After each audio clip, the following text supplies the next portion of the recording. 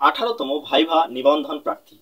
আমি দুটো প্রশ্নের উত্তর পেরেছি, আমি তিনটা প্রশ্নের উত্তর পেরেছি, আমি মাত্র একটি প্রশ্নের উত্তর পেরেছি। আমার কি ফেল হবে নাকি পাস হবে? কিংবা যদি বলি যে এতগুলো টিকানো হলো, এগুলো কি হবে? অর্ধেককে ফেল করানো হবে নাকি? আজকে আমরা সেই বিষয়টি খুব ভালোভাবে জানবো।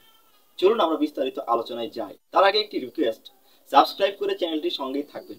আমি নিজে 5বার নিবন্ধন পরীক্ষা দিয়েছি, একাধিক ভাইবার অভিজ্ঞতা রয়েছে। কোনো জিজ্ঞাসা থাকলে আপনারা বলতে পারেন, যতটুকু পারি সঠিক উত্তর দেওয়ার চেষ্টা করব। যদি জানা না থাকে জেনে নিয়ে আপনাদের জানানোর চেষ্টা করব।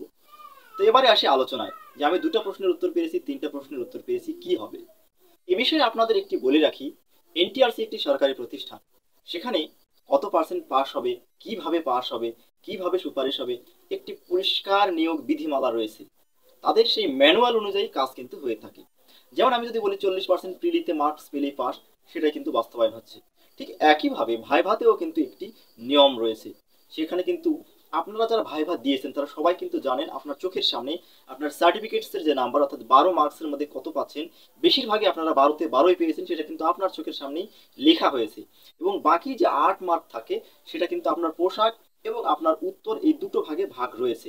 সব হয়তো আমাদের সামনে ডিসক্লোজ করা নেই। আমি ভাইভাতে যতগুলো প্রার্থীকে নিজের চোখের সামনে দেখেছি, মোটামুটি সবাই কিন্তু ভালো ড্রেস আপ করে গিয়েছেন। পোশাক ব্যাপারে আপনাদের কিন্তু কম মার্কস দেওয়ার কোনো সুযোগ নেই।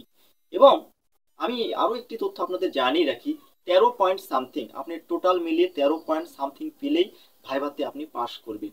তাহলে যেহেতু সনদপত্রেই 12 পাচ্ছেন, আর পোশাক আর দু একটি প্রশ্নের উত্তর দিতে পারলেই আপনি 13 পয়েন্ট সামথিং পেয়ে যাবেন। কোনো সন্দেহ নেই, যারা অ্যাটেন্ড করেছেন, একেবারেই যারা বোকাম করেননি, অর্থাৎ কোনো জ্ঞান মানে একটা প্রশ্নের উত্তর দিতেই পারেননি, এরকম বাদ দিয়ে, অর্থাৎ মৌলিক প্রশ্ন পারেননি, খুব অভদ্র আচরণ করেছেন, এরকম ছাড়া বাকি সবাই পাশ করবেন। এখন আসি এতগুলো প্রার্থীর কি হবে। এটা একটা গুরুত্বপূর্ণ প্রশ্ন। আমি আপনাদের জানিয়ে রাখি যে এনটিআরসি আপনাদের চাকরি দিবে এই গ্যারান্টি কিন্তু নেই। আপনারা পাশ করবেন, তালিকায় থাকবেন, পাশ করলে চাকরি পাবেন, সেই গ্যারান্টি আপনাদের কোনোভাবেই কেউ দেবে না। তাহলে এতগুলো প্রার্থীর কি হবে? ষষ্ঠ গণবিজ্ঞপ্তি হবে, আপনারা আবেদন করবেন, মেরিট অনুযায়ী আপনাদের চাকরি হবে। যাদের হবে না তাদেরকে অপেক্ষা করতে হবে। এবং ষষ্ঠ গণবিজ্ঞপ্তির পর কিন্তু বদলি হবে। বদলির পর আবারও কিন্তু বছরে 2 থেকে 3টি গণবিজ্ঞপ্তি প্রকাশিত হবে। সেই কারণে এতগুলো প্রার্থীকে অপেক্ষায় রাখা হচ্ছে, অর্থাৎ তালিকায় আপনারা থাকবেন। ষষ্ঠ গণবিজ্ঞপ্তির পরে আরো 2 থেকে 3টি গণবিজ্ঞপ্তি হবে বিশেষ আকারে, সেগুলোতে আপনারা আবেদন করতে পারবেন। কারণ 19তম সার্কুলার হবে, সেটার পরীক্ষা হতে, নিয়োগ আসতে অনেক দেরি আছে। তার মধ্যে আরো কমপক্ষে 2 থেকে 3টি বিশেষ গণবিজ্ঞপ্তি হবে, সেগুলোতে আপনারা নিয়োগ পাবেন এবং শূন্য পদ থাকা সাপেক্ষে পর্যায়ক্রমে আপনারা সুপারিশ পাবেন। আশা করি আপনারা কেউই খালি হাতে ফিরবেন না।